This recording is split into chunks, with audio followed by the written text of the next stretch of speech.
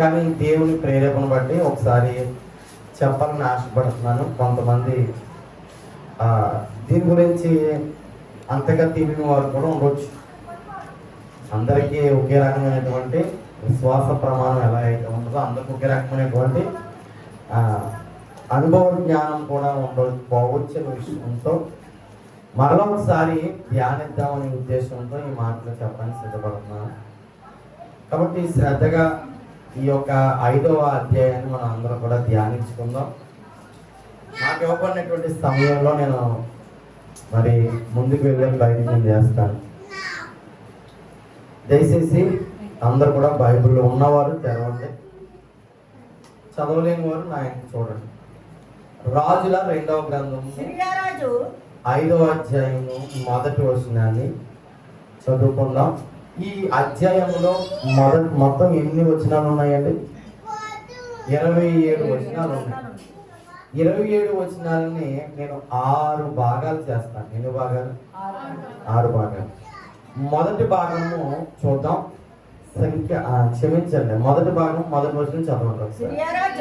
Syria రాజు సైన్యాధిపతి అయిన నయమాను ఒకడు ఉండేను. అతని చేత దేవుడే యెహోవాయే సిరియా దేశమునకు జయము కలుగజేసి ఉండేను. కనుక అతను తన యజమానుని దృష్టికి గనుడై దయ పొందినవాడాయను. అతడు మహాపరాక్రమశాలి అయి ఉండేను. గాని అతడు కుష్ఠరోగి. ఆగుదాం. మొదటి భాగానికి వెళ్తున్నాం మనం. ఈ భాగంలో ఒక ఆయన కనబడుతున్నాడు. ఆయన పేరు నయమాన్. ఈ నయమాను మహాపరాక్రమశాలి అయితే కుష్టి రోగై ఉన్నాడు. ఇంకా మనం జాగ్రత్తగా ఆలోచన చేస్తే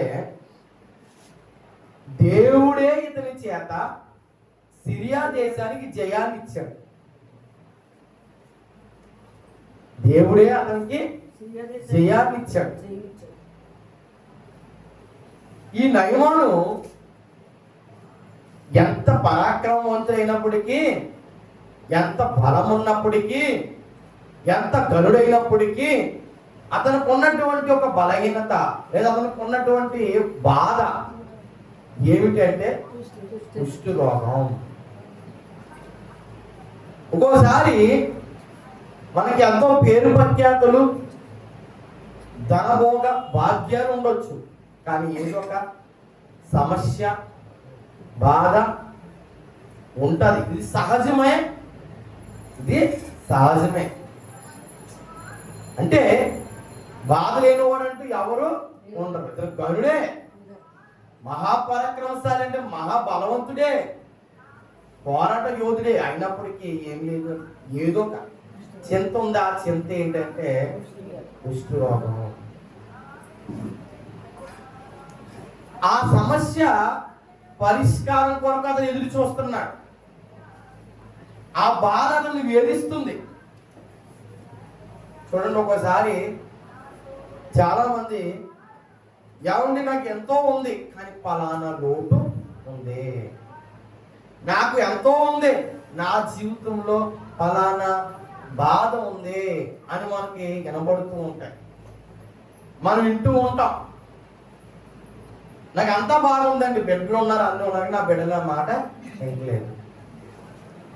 నాకు అంతా బాగుందండి కానీ ఫలానా నెమ్మది లేదు నా జీవితంలో, నాకు శాంతి లేదు. ఏమంటే ఇటువంటి పరిస్థితిలో భూమి మీద చాలా మంది ఉంటూ ఉంటారు. నయమానుకు కూడా అటువంటి పరిస్థితి మనకు కనబడుతుంది. కాబట్టి ఇక్కడ జాగ్రత్తగా ఆలోచన చేస్తే ఈ నయమాను ఇశ్రాయేలు దేశంలో దాడి చేసి అనేక మందిని తీసుకొచ్చేసాడు. ఆ తీసుకొచ్చిన వారిలో ఒక చిన్నది కూడా ఆ 2వ వచనం చదవండి ఒకసారి.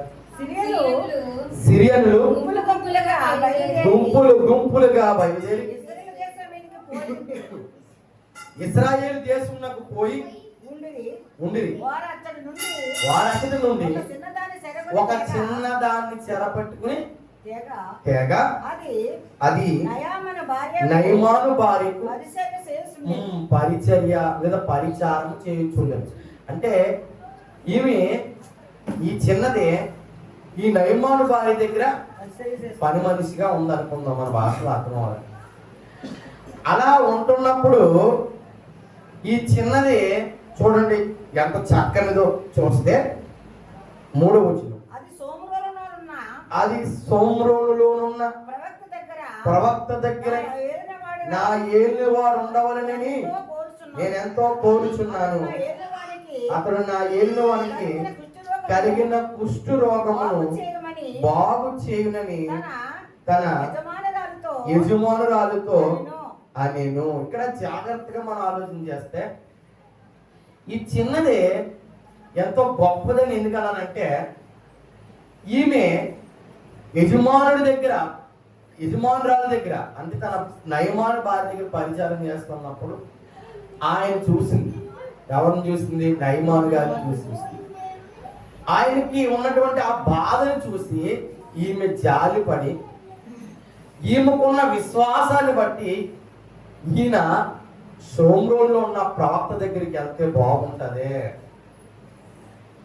అని మాట యజమానురాలతో చెప్పింది. యజమానురాలు ఏం చేసిందంటే తన యజమానుడు అయినటువంటి నయమాను గారితో చెప్పింది. ఇక్కడ జాగ్రత్తగా మనం ఆలోచన చేస్తేనండి,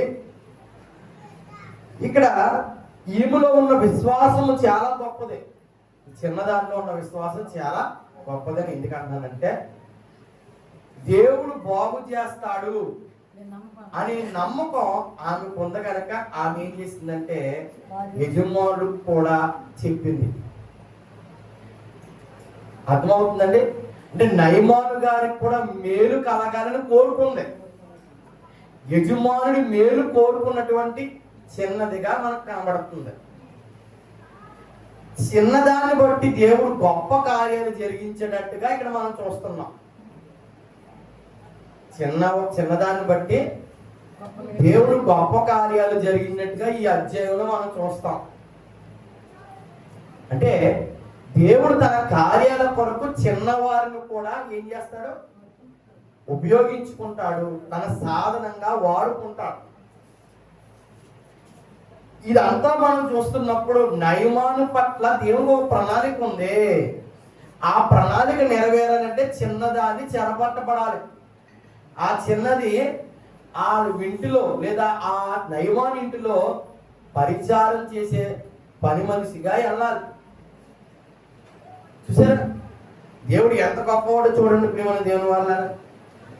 ఆ చిన్నదాన్ని బట్టి దేవుడు గొప్ప కార్యాలు జరిగించినట్టుగా మనం చూస్తున్నాం.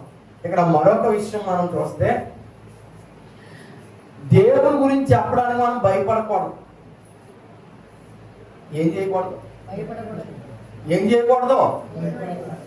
మొన్నే మనం చూసాం, కుష్ఠరోగులు 4 కుష్ఠరోగులు ఏం చేశారు చెప్పాలి.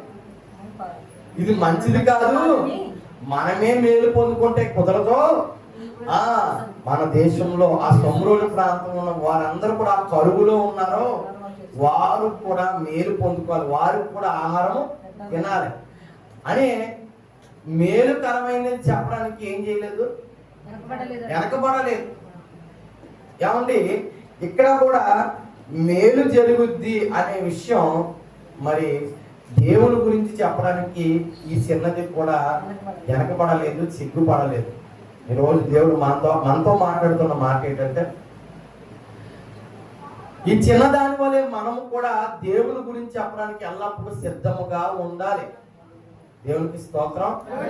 మన ఇరుగు పొరుగు వారికి కానివ్వండి, మన బంధువులకు కానివ్వండి, మన స్నేహితులకు కానివ్వండి, ఏమండి మన యజమానులకి, మన అధికారులకు కానివ్వండి, ఏదో ఒక సందర్భంలో మనం దేవుని గురించి చెప్పడానికి మనం ఏం చేయాలంటే దేవుని గురించి పరిచయం చేయడానికి ముందుకు రావాలి.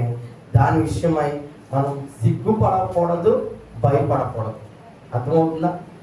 ఎందుకు అంటే ఇది మేలుకరమైన శుభవార్త. దేవుని గురించి చెప్పడం ఏంటమ్మా?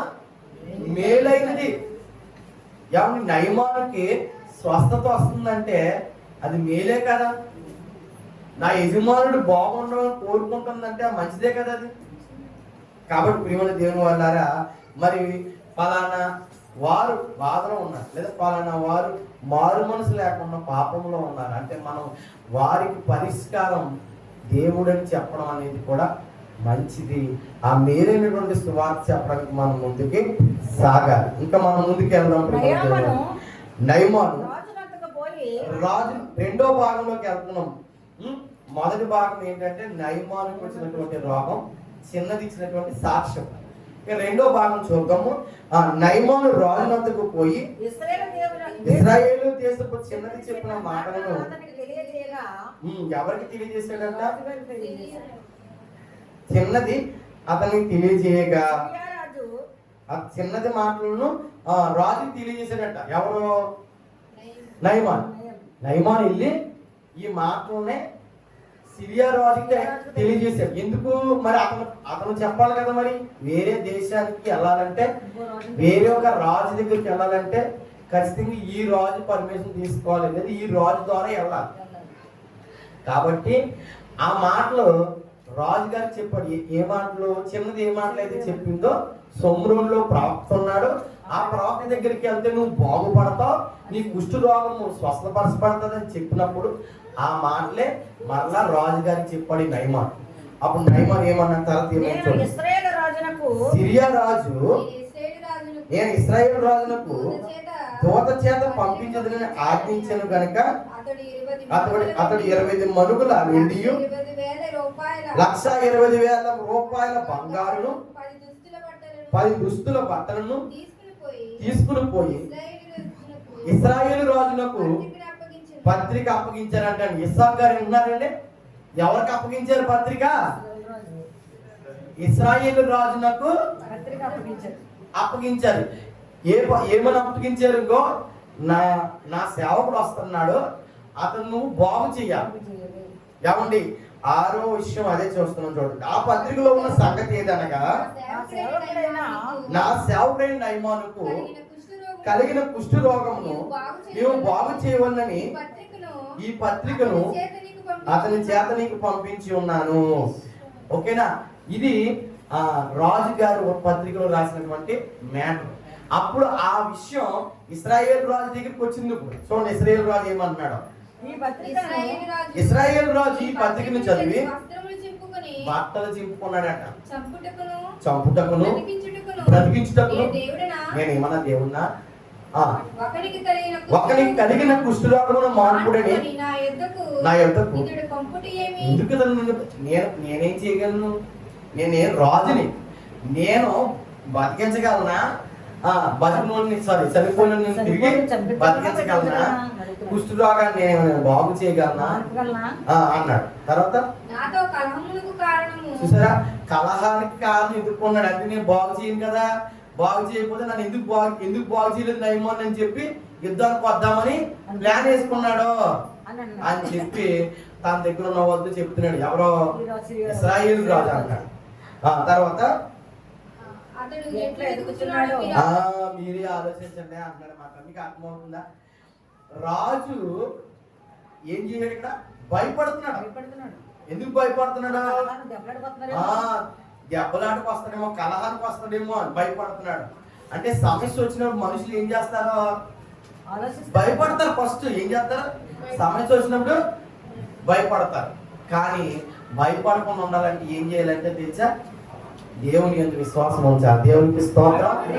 గుల్లమత్తి గారు భయపడకూడదంటే ఏం చేయాలి? దేవుని మీద భారం వేయాలి. ఏమేయాలి? ఆయన ఏమన్నాడంటే నీ చింత అవుతుంది నా మీద వేయండి. ఏమండి? అంటే దేవుని మీద భారం వేయకుండా ఉండడం వల్లే ఇశ్రాయేలు రాజు ఏం చేస్తున్నాడు? భయపడుతున్నాడు. ఈ మాటలు ఇది మనం చూస్తే రెండో భాగంగా మనం చూడొచ్చు. అంటే రాజుల మధ్య సందేశం లేదా రాజుల మధ్య ఉన్నటువంటి ఆ సంభాషణ మనం చూసాం. తర్వాత ఇశ్రాయేలు రాజు తన వస్త్రములు చింపుకున్న సంగతి దైవజనుడు ఎలీషా ఎలీషా తెలిసిందండి విషయం. అతడు నీ వస్త్రములు నువ్వు ఎందుకు చింపుకున్నావు, ఇశ్రాయేలులో ప్రవక్త ఉన్నాడని తెలియనట్లు అతను నా యొద్దకు రానిమ్మని రాజుకు. చూసారు, దేవుని విశ్వాసం ఉన్నటువంటి ఎలీషా ప్రవక్త గారు ఏం చేస్తాడంటే భయపడతలేదు. ఎందుకంటే నేను ప్రవక్తను కదా, దేవుని సేవకుని కదా, ఓ దేవుడు నిలబెట్టుకున్నటువంటి వాడిని నేను ఉన్నాను, అతన్ని పంపించండి రానివ్వండి అన్నాడు, నా వద్దకు పంపించండి అన్నాడు. మీరు ఆలోచించగలిగితే ప్రియమైన దేవుని వాళ్ళారా, ఆ ఎలీషా గారు వచ్చినటువంటి ఆ నయమాన్ని తన వద్దకు ఆహ్వానించాడు. ఆహ్వానించిన తర్వాత చూడండి, ఆ 9వ వచనం చూడండి ఒకసారి. నయమాను గుర్రములతోను రథములతో వచ్చి ఎలీషా ద్వారము ఇంటి ద్వారమున నిలిచి ఉన్నాడంట.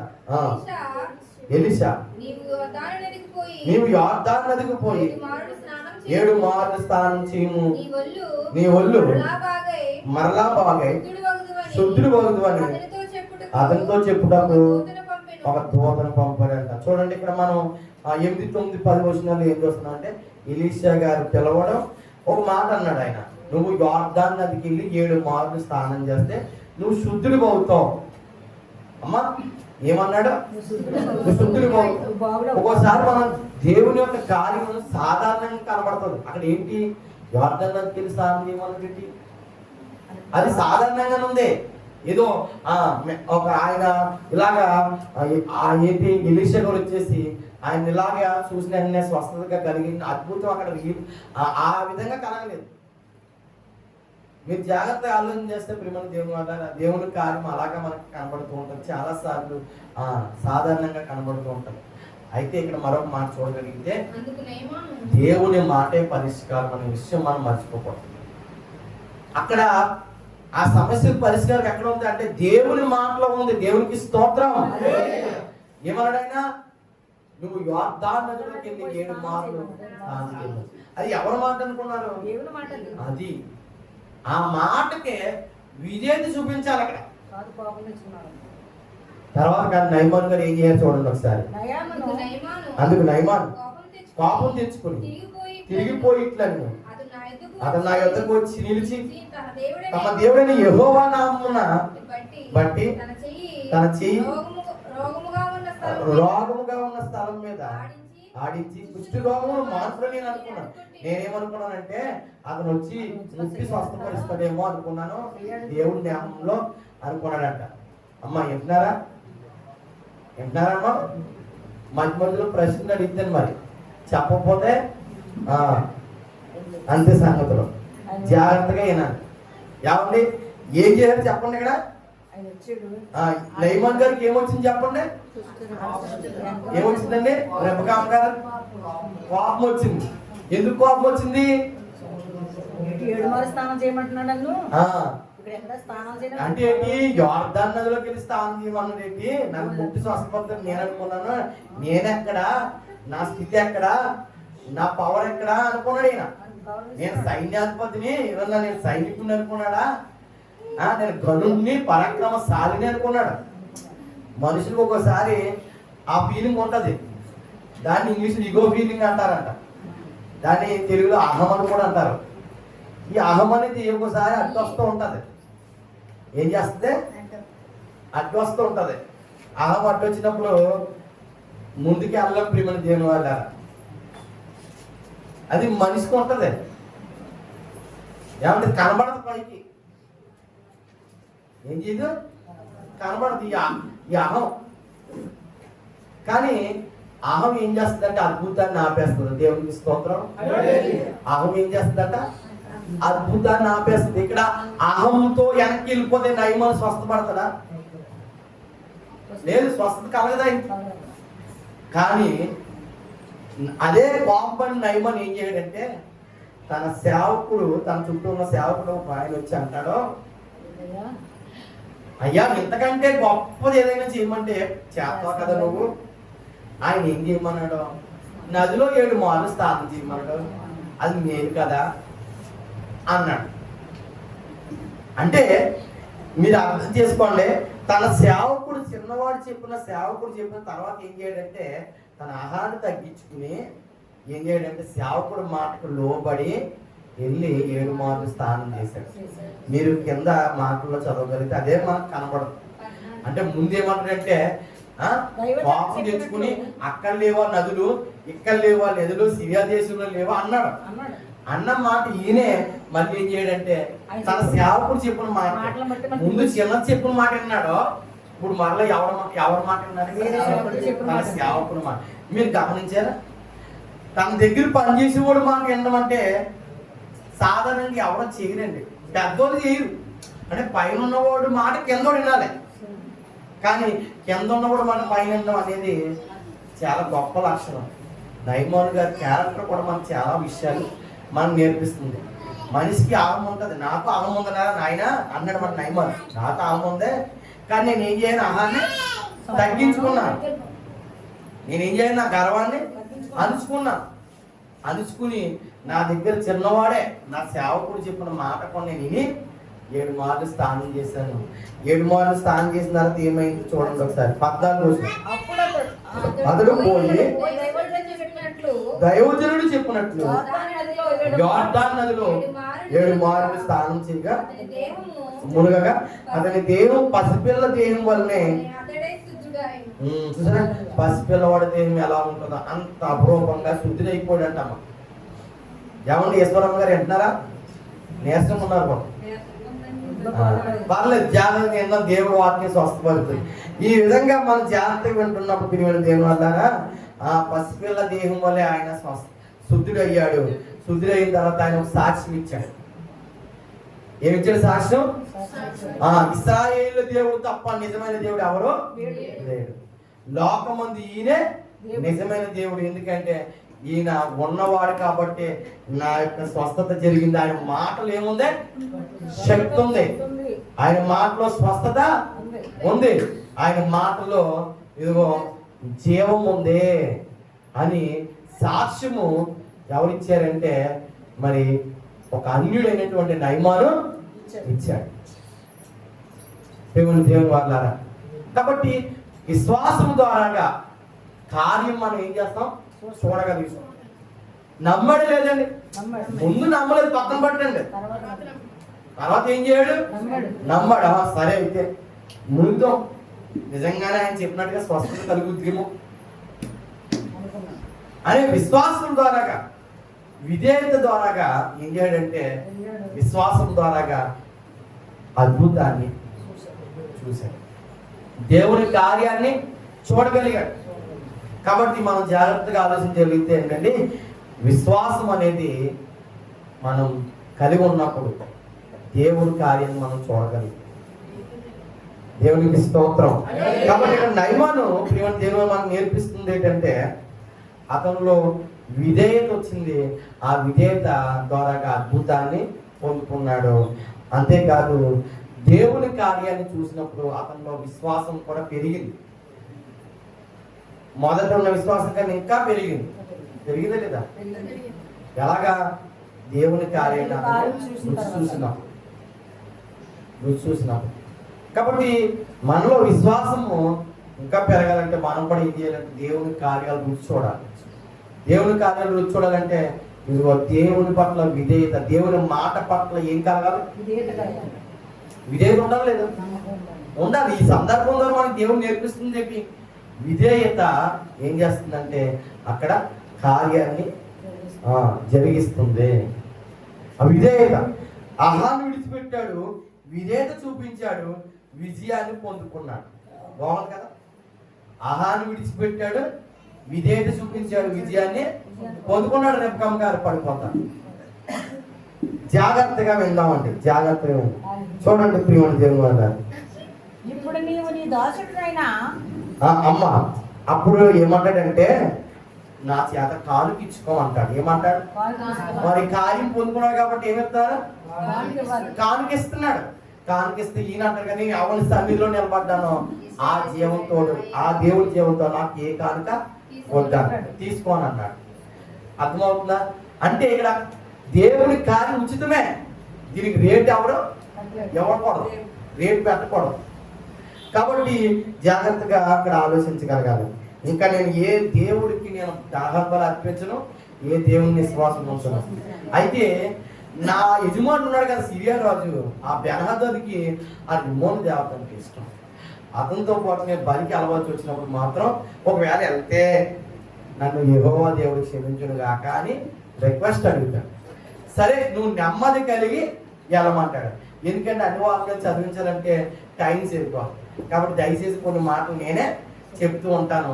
ఉన్నవారు చదవండి, ఉన్నవారు చూడండి. ఎందుకంటే అలా చెప్తున్నానా లేదా అనేది మీరు చూడాలి. కాబట్టి ఇక్కడ జాగ్రత్తగా వెళ్తే ప్రియమైన దేవుడు అన్నారా, నెమ్మది కలిగి ఆయన ఏం చేస్తున్నాడంటే బయలుదేరాడు. ఎవరో మర్చిపోయారు అందరూ.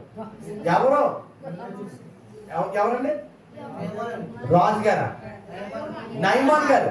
అదే నయమాన్ గారు. ఆయన రాజుగారు అనేకూడదు మనం, ఎందుకంటే ఆయన అధికారి మాత్రమే, కాబట్టి సైన్యాధిపతి మాత్రమే. సరే మంచిదండి. ఏమండి తర్వాత ఏం జరిగింది? ఈ ఎలీషా గారి దగ్గర ఒక శిష్యుడు ఉన్నాడు. చూడండి 20వ వచనం చదవండి ఒకసారి. అంతటా దైవజనుడైనటువంటి ఎలీషా సేవకుడు గెహాజీ సిరియనుడైన ఈ నయమాన్ తీసుకొచ్చినటువంటి వాడిని అంగీకరించారు. అంటే ఇది అంతా కూడా పక్క నుంచి ఎవరు చూస్తున్నారు? కొంటున్నక్కలాగా గెహాజీ గారు చూస్తున్నారు. ఏమండి అంటే బంగారం, అబ్బాబ్బా దుస్తులు, అబ్బాబ్బా వెండి, ఇవన్నీ వదిలేస్తున్నాను. మా గురువు గారికి ఏం లేదు, అంతా కూడా తెలివి లేదు, ఎంత కూడా ఆశ లేదు అని పక్క నుంచి చూసినటువంటి ఈయన ఏదో రకంగా దీన్ని నేను కొట్టేయాలి, ఏదో రకంగా దీన్ని కొంత తీసుకోవాలి. మా గురువు గారికి ఏమీ లేదు, ఆశ ఉండదు. కొంతమంది ఇలాంటి బ్యాచ్ ఉంటుందండి, ఇసుకలో యువతలా. ఏమండి ఇటువంటి బ్యాచ్ మనం కూడా ఉండొచ్చేమో, ఏమంటే జాగ్రత్తగా ఉండకూడదు. చూడండి, ఎందుకంటే ప్రియమైన దేవుని వల్ల ఈయన చూడండి చివరికి ఏ నష్టాలు పొందుకున్నాడు మనం చూస్తే ఏం చేయడంటే యెహోవా జీవంతో నేను పరిగెత్తి వెళ్ళిపోతాను చూడండి మహానుభావుడు. మరలా ఏమన్నాడు? దేవుడికే దేవుడి పేరు నేను వెళ్ళిపోయి కలుసుకొని తీర్చుకుంటాను అన్నాడు. ఆ దేవునికి ఇష్టం అనేది ఆలోచించాడు, దేవుడి పేరు మాత్రం పెట్టేశాడు. ఈరోజు మనం కూడా చూడండి కొన్నిసార్లు ఏమంటే ఇటువంటి పొరపాట్లు చేస్తూ ఉంటాం. పొరపాటు పడి అయ్యో నష్టం వచ్చింది అనుకుంటూ ఉంటాం. ఎందుకంటే ముందు ఇప్పుడు సినిమాకి వెళ్తాడంటే ఇడు, కానీ దేవుడు ప్రార్థన చేసి వెళ్తున్నాడట. దేవా నేను సినిమాకి వెళ్తున్నాను, వచ్చి రాకపోకలని తోడుగా ఉండు, మా మనవలతో వెళ్తున్నాను నేను అని ఒక ముసలమ్మ ప్రార్థన చేసింది. ఎవరు మీరు ఆలోచించండి, మన దేవుడు చేసేదేమో మంచి పనా, దేవుడికి ఇష్టమైన పనా కాదు కదమ్మా. మరి ఇప్పుడు నువ్వు చేసేది మంచి పని, దేవుడు తోడు ఉంటుంది, దేవుడు దూతల సంరక్షణ ఉంటుంది. వెళ్ళిదేమో అక్కడికి వెళ్తున్నాం అది. అలాంటిది ఇలా వీడు కూడా అలాంటి క్యారెక్టర్ మాట గ్యాస్ ఏం చేయడంటే చూద్దాం చివరికి ఏమైందంటే మొత్తం మీద నయమాన్ కలుసుకోవడం పరిగెత్తుకుంటూ వెళ్ళిపోయాడు. పరిగెత్తుకుని వెళ్ళిపోయి ఏమన్నాడట, చూసాడమాట. నయమాన్ చూశాడు, చూసి క్షేమమా అన్నప్పుడు అంతా క్షేమమే అయ్యా, అంతా క్షేమమే. అయితే ఏంటయ్యా వచ్చారేంటయ్యా, వచ్చారేంటయ్యా అని అడిగాడు మాట. వచ్చారే అయ్యా ఏమీ లేదయ్యా, ఇప్పుడే ఇద్దరు రోజులు వచ్చారు. ఎక్కడి నుంచి వచ్చారమ్మా? ఎప్రాం మన్యం నుంచి వచ్చారు. వచ్చి మా అయ్యగారిని వచ్చినప్పుడు మా అయ్యగారు నన్ను పంపించారయ్యా, వారికి ఏమైనా నేను కానుకలు ఇద్దామని మరి మీ దగ్గర తీసుకోమని అన్నాడు అన్నాడు. నిజంగా పంపించారయ్యా? అబద్ధం. ఏం చేయడు? చూసారు ఎంత ప్లాన్ వేసాడు చూసారు. నాకు ఇమ్మంటే ఎవడేమనుకుని తన గురువుగారి పేరు చెప్పుకున్నాడు. మళ్ళీ ఒక కథ అల్లాడు దాన్ని. కథ అల్లాడు. ఎందుకు అల్లాడు కల్లా కథ? ఇద్దరు వచ్చారంటే ఇస్తాడు. మళ్ళీ నా గురుగారు వద్దన్నారు కదా, మరి ఇప్పుడు వాళ్ళకి ఇద్దరు వచ్చారు, వాళ్ళు కానుకలు ఇవ్వాలంటే ఇస్తాడేమో. చూసారా? అది ఏదో గురువు గారు ఉన్నప్పుడే అయ్యా గురువుగారు నాకు కావాలి, కొంచెం నేను తీసుకుందాం అనుకున్నాను, ఒకవేళ మీరు పర్మిషన్ ఇస్తారు ఆయన అడిగితే అని మాట అడిగేసి అప్పుడు అడిగేసి వెళ్ళిపోలేమో, సాప రాపోలేమో అనుకున్నాను నేను. అంటే చూడండి ఇతను ఆలోచన ఏంటంటే మొత్తం మీద అది దేవుడికి ఏం తెలియదు, దేవుడు చూడటం ప్రవక్తకి ఏం తెలియదు అనుకున్నాడు కదండి. చూడండి తర్వాత ఏమైంది చూడండి. అనుకూలమైతే రెట్టింపు వెండి తీసుకునమని ఉమ్. బతిమాలి 2 సంచులలో 4 మణుగులు వెండి. చూసారా అతను బతిమాలి మరి వెండి ఎక్కువగా ఇచ్చాడంట. 2 మణుగులు అడిగితే 4 మణుగులు వెండి ఇచ్చాడంట. ఏమా 2 దుస్తులు బట్టలు ఇచ్చాడంట. ఇవన్నీ ఇచ్చిన తర్వాత జారి 2 మనుషులు పంపించాడంట. మొత్తం మీద తెచ్చేసుకుని ఇంట్లో చక్కబెట్టేసి ఏమి అన్నట్టుగా మళ్ళీ ఎలీషా గారి దగ్గరికి వెళ్ళి నిల్చున్నాడంట. ఏం చేసినట్ట? వెళ్ళాడు, అక్కడ నిల్చున్నాడు. ఎక్కడ? గురువు గారి దగ్గర నిల్చున్నాడంట. నుంచుని అప్పుడు గురువు గారు మాట్లాడుతున్నారు. చూడండి ఏమన్నారు. అతడు లోపలికి పోయి తన యజమాని ముందు నిలబడగా ఎలీషా వారిని చూసి ఎలీషా వారిని చూసి గెహాజీ నువ్వు ఎచ్చటి నుండి వచ్చితివని అడిగినందుకు వాడు నీ దాసుడు నేను ఎచ్చరికి పోలేదని. చూసారా ఏమన్నాడు? ఇక్కడే ఉన్నాను అంటున్నాడు. నేను అక్కడికి వెళ్ళదు గురుగారు, ఇక్కడ ఉన్నాను, ఆ పక్కన ఉన్నాను అంతే. అంటే చూడండి జాగ్రత్తగా మీరు గమనిస్తూ ప్రేమ ఏమంటారా మరొక అవకాశం దేవుడు ఇస్తున్నాడు ఇక్కడ. అవును, ఇక్కడ అయినా మాట చెప్తే సరిపోను. ఏమని? గురుగారు నేను అయ్యో తెలుసుకుందేమో గురుగారికి వెళ్ళానండి, ఇలాగా తెచ్చానండి బాబు, నాకు క్షమించండి, నాకు ఆ సంపరకపోయినా ఏదో చెప్తే సరిపోనేమో, సర్లేరా ఏదో చెప్పినేమో ఎలీషా గారు. కానీ మళ్ళా ఏమన్నాడంటే ఇంక అక్కడికి వెళ్ళలేదు అన్నాడు. అప్పుడు మరి అంటే ఎలీషా గారికి తెలియదు అనుకున్నాడు మనోడు. ఎలీషా గారికి ఇంకా దేవుడు బయలుపరచలేదు ఏమనుకున్నాడు. కానీ మరి శక్తివంతమైన ప్రవక్తలు కదా ఆ రోజుల్లో దేవుడు వారికి మరి వచ్చినటువంటి ఆ కోపం బట్టి వారు అనేక విషయాలు తెలుసుకోగలిగారు. చూడండి వారితో ఆ మనుషుడు తన రథము దిగి నిన్ను ఎదుర్కొన్నటకు వారితో ఆ మనుషుడు తన రథము దిగి నిన్ను ఎదుర్కొన్నట్టు తిరిగి వచ్చినప్పుడు నా మనసు నీతో కూడా రాలేదా? ద్రవ్యమును వస్త్రములను అంటే నా మనసు నీతో కూడా రాలేదా అంటే నా మనసు ఏంటో నీకు తెలుసు కదా గెహాజీ. చూడండి ఆ మాటలో ఉన్నటువంటి ఆ డెప్త్ మనం అర్థం చేసుకోవాలి. మనం మామూలుగా చదువుకుంటే కాదు, ఆయన మరి ఆ ఫీల్ అవుతున్నాడు అక్కడ. నా మనసు నీతో కూడా రాలేదా గెహాజీ? నా మనసు ఏంటి గెహాజీ? నా మనసు ఏంటి? ఈ లోకం మీద కాదు కదా నా మనసు. మరి నా మనసు నీకు ఉండాలి కదా, నా శిష్యుడిగా నీకు ఉండాలి కదా, దాని మీద నువ్వు ఆశపడకూడదు కదా. ఇంకా ఏమన్నాడు? ద్రవ్యమును వస్త్రములను ఒలీవ చెట్ల తోటలను ద్రాక్ష తోటలను గొర్రెలను దాస్యులను సంపాదించుకున్నది సమయమా? నా మనసు ఇది కదా. నా మనసు ఏంటంటే దాని మీద కాదు కదా, ఈ సంపాదన ఇది కాదు కదా అని అంటున్నాడండి. చూడండి ప్రియమైన దేవుని వాళ్ళారా. కాబట్టి నా మనసు నీతో కూడా రాలేదంటే ఆయన మనస్సు గెహాజీకి ఏం తేలేదు అంటే గెహాజీ కలిగి ఉండలేదు ఆ మనసు. ఆ మనసు ఈరోజు మనం కూడా ఏ మనసు కలిగి ఉండాలంటే క్రీస్తు కలిగినటువంటి ఈ మనసు మీరు కూడా కలిగి ఉండాలంటాడు ఫిలిప్పీ పత్రికలో. అంటే మన మనసుకు ఏ మనసు ఉండాలి చెప్పండి? యేసు ప్రభు గారి మనసు మనకుండా ఆయన ధరించుకోవాలి మనం. అంతే కదా, మనం బాప్తిసం పొందుకున్న మనం అందరం కూడా క్రీస్తుని ధరించుకున్నారని మీరు ఎరుగురా అంటారు. క్రీస్తుని ధరించుకుని ఉన్నారు మీరు. క్రీస్తు స్వరూపం మనలో కనబడాలంటారు. అంటే ఇక్కడ ప్రవక్త మనం ఆలోచించగలిగితే ప్రేమ దేవుని వల్ల మరి దేవుని మనసు కలిగి ఉన్నాడు. ఆ మనసు మరి గెహాజీ కూడా కలిగి ఉండాలి. కానీ గెహాజీ గారు ఆ మనసు కలిగి ఉంటాడు. కానీ ఆయన మనసు దేని మీద ఉందంటే లోపం మీద ఉంది, లోపం మీద ఉంది. తద్వారాగా ఏమైందంటే ప్రేమ దేవుని వల్ల కింద కాబట్టి నయమాను ఏదైతే విడిచిపెట్టేసి వెళ్ళిపోయాడో ఆ కుష్టు నీకు అది సర్వకాలం అన్నాడు. చూడండి ఎంత బాగుంది. కాబట్టి ఆశపడింది చూసారా, ఆశకి ఆయనకు వచ్చినటువంటి ఫలితం ఏంటంటే కుష్టు రోగం వచ్చింది. ఏమండి జోసఫ్ గారు అంటారా? కుష్టు రోగం వచ్చింది. తద్వారా నష్టాన్ని పొందుకున్నాడా లాభం పొందుకున్నాడా అంటే నష్టమే పొందుకున్నాడు. నష్టాన్ని పొందుకోన్నాడు ప్రేమ దేవుడు.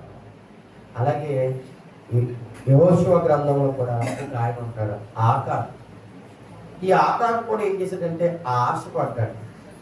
సభితమైన దాంట్లో దేవుడు ఏది తీసుకోకూడదంటే దాన్నే తీసుకుని దాచుకున్నాడు. దేవుడు దాన్ని బట్టి లెక్క అడిగాడు. రాళ్ళతో పట్టుబడి ఆకాను లోయలోనే అంతమైపోయాడు. ఏమైపోయాడు? ఏమైపోయాడండి? ఆశ ఏం చేసింది? ఆయన్ని అంతము చేసేసింది. కాబట్టి మనకి కొత్త నిబంధనలో కూడా అననీయ సపీరాలని ఇద్దరు జంట ఉంటారు. వాళ్ళు కూడా ఆశపడ్డారు. పొలములో ఇంతకే అమ్మావా పేతురు అని అడిగితే, సారీ ఇంతకే అమ్మావా అన్నయ్య అంటే పేతురు గారు అడిగినప్పుడు ఇంతకే అమ్మమ్మయ్య అన్నారు.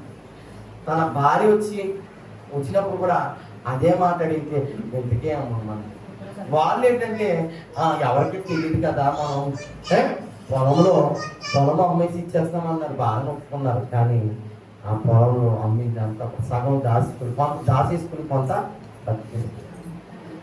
మీరు ఆలోచించగలిగితే ప్రేమను దేవుని వల్ల అంటే దేవుడి దగ్గర విధేయత చూపించకపోతే, దేవుడి మాటకు లోబడకపోతే జరిగే నష్టం వారి జీవితాల్లో మనకు దేవుడు చెప్తున్నాడు. ఇది మనకి ఒక హెచ్చరికగా కూడా మనం గ్రహించాలి. దీన్ని మనం హెచ్చరికగా కూడా మనం గ్రహించుకోవాలని అవసరం ఉందా అంటే ఖచ్చితంగా ఉంది. ఖచ్చితంగా ఈ సందర్భాలన్నీ ఆలోచన చేయాలంటే ఆలోచన చేయాలి. ఎందుకంటే తిమోతి పత్రికలో ఖచ్చితంగా తిమోతి గారితో అన్నాడు కదా పౌలు గారు, ధనాపేక్ష సమస్త కీడులకు మూలం. దాన్ని ఆశించి కొందరు విశ్వాసం నుండి తొలగిపోయి తమను తామే ఏం చేశారు? పొడుచుకున్నారన్న. అర్థమైందా? పెళ్ళైన వారికి చెప్పినటువంటి మాటల్లో చెప్తాను అంటారు కదా, వివాహం అన్ని విషయాలు ఘనమైనదే, పార్పు నిష్కల్మషంగా ఉండాలి, దేవుడు వ్యభిచారుకును మరి జాగ్రత్తం చేసిన వారికి తీరుస్తారని చెప్పిన తర్వాత ఏమంటే ధనాపేక్ష లేని వారే మీకు కలిగిన వాటితో తృప్తి పొంది ఉండండి అన్న. చూసారు అంటే ధనాపేక్ష అనేది ఎంత భయంకరమైనది ఎందుకు అన్నాడంటే దానివల్ల విశ్వాసమే తొలగిపోతారంట. ప్రమాదం కాదది. విశ్వాసం నుండి తొలగిపోతాం అంటే ప్రమాదం కాదా? ప్రమాదమే. విశ్వాసం వల్ల మనం రక్షించబడతాం. సార్ అంతే కదా. మరి విశ్వాసం నుండి తొలగిపోతే ప్రమాదం కదా. మరి అంటే ఆ ప్రమాదాన్ని గురి చేసే దాంట్లో ఒకటి ఉందా లేదా? లోభం. దాన్నే విగ్రహారాధన కూడా అన్నాడు పక్కన. ఇది కనబడదు. ఇది కూడా మనిషి అంతర్లీనంగా ఉండే ఒక ఆలోచన. దాన్ని ఏం చేస్తుందంటే అది క్రియారూపంలోకి నడిపిస్తుంది. తద్వారా జీవితాలను విశ్వాసాన్ని డెవలప్ చేస్తుంది. ఈరోజు చాలా మంది చూడండి, మనం అక్కడక్కడ ఏసీబీ వాళ్ళలో చిక్కుకున్న వారందరూ ఎలాంటి వాళ్ళు అంటే అలా ఆశపడిన వాడే. ఇక్కడ గెహాజీ చూసారండి ఒక పాఠం చెప్తున్నాడు మనకి. ఏమండి నైమాన్ ఒక పాఠం చెప్తున్నారు మనకి, చిన్నది ఒక పాఠం చెప్తున్నారు మనకి, ఏమండి ఆ రాజులు ఒక పాఠం చెప్తున్నారు మనకి. ఆ పాటలన్నీ మన కొరకే. ఏమండి ఆ పాటలన్నీ ఎవరి కొరకు? మన కొరకే. దేవుడు ఆత్మీయంగా అవన్నీ కూడా మనం ఆలోచన చేయాలి, మనం నేర్చుకోవాలి. నేర్చుకున్న విషయాలు మన జీవితంలో పాటించాలి. చిన్నదాని ద్వారా ఏ పాఠం చెప్పాలంటే ఇదిగో మీరు దేవుని గురించి చెప్పడానికి సిగ్గుపడకూడదు, భయపడకూడదు. దేవుడు చిన్నవారి ద్వారా కూడా గొప్ప కార్యాలు జరిగిస్తారు. చిన్నవారంటే వయసులో చిన్నవారనే కాకుండా చూడండి, కొంతమంది సమాజంలో వెనకబడిన వారు ఉండొచ్చు, ఆర్థికంగా వెనకబడిన వారు ఉండొచ్చు, పేర్లు కులం పరంగా వెనకబడిన వారు ఉండొచ్చు, లేకపోతే పదవుల పరంగా వెనకబడిన వారు ఉండొచ్చు, చదువుల్లో వెనకబడడం అంటే తక్కువ వారు, చిన్నవారు. ఇటువంటి వారి ద్వారా కూడా దేవుడు గొప్ప కార్యాలు జరిగించుకుంటాడు. దేవుడికి స్తోత్రం.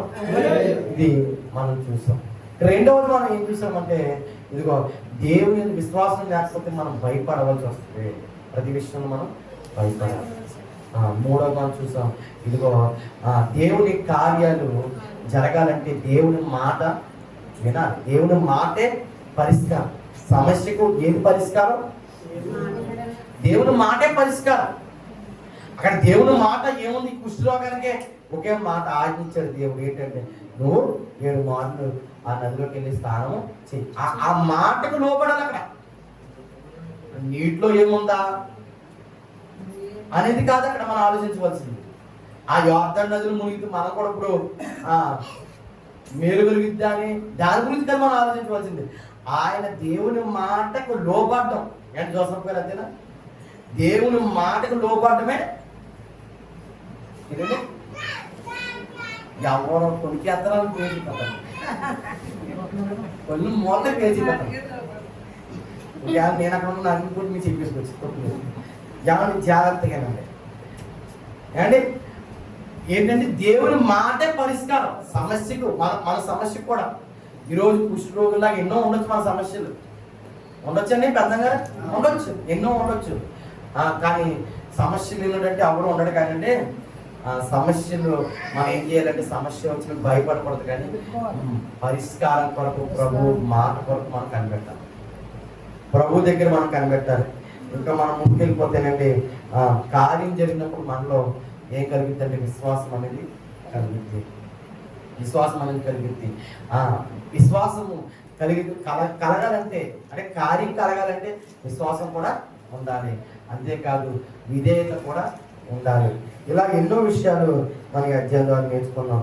చివరగా మరి గెహాజీ ద్వారా దేవుడు మరి మాటకు లోబడకపోవడం వల్ల, అంటే ఇక్కడ గెహాజీ చేసినటువంటి పాపం ఏంటంటే చూడండి, లోపం ఉండటం వల్ల మరి గెహాజీ ఆశ ఆయన ఏం చేసిందంటే శాపంలోనికి నడిపించింది.